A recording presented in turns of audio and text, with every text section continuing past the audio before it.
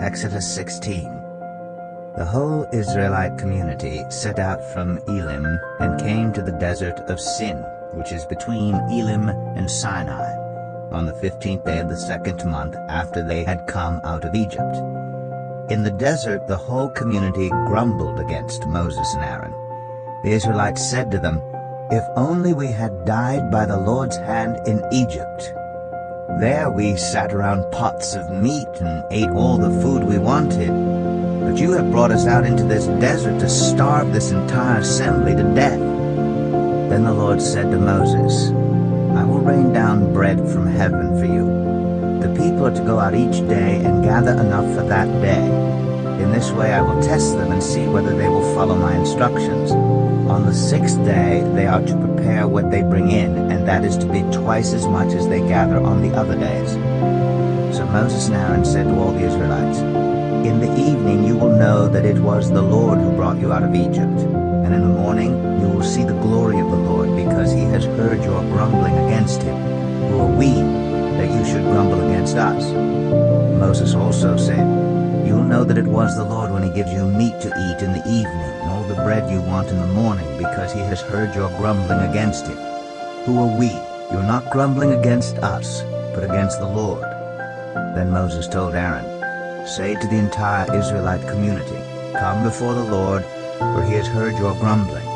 While Aaron was speaking to the whole Israelite community, they looked toward the desert, and there was the glory of the Lord appearing in the cloud.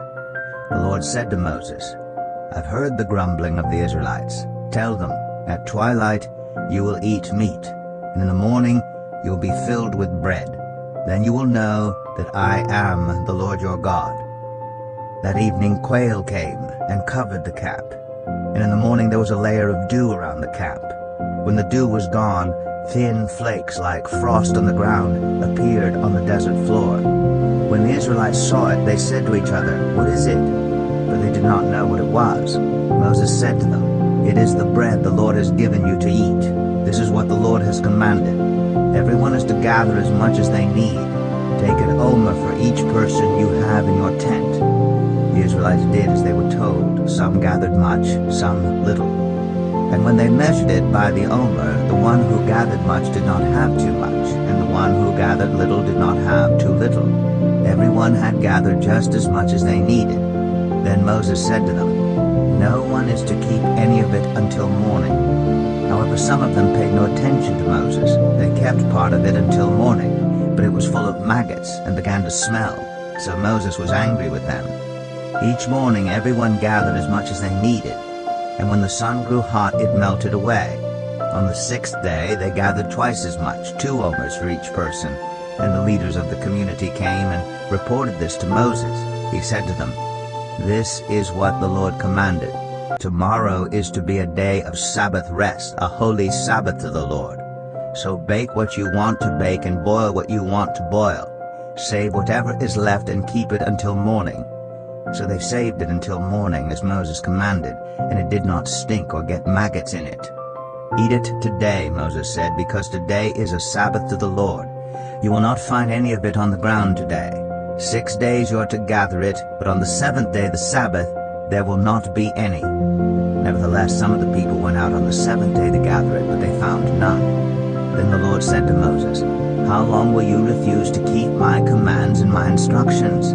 Bear in mind that the Lord has given you the Sabbath.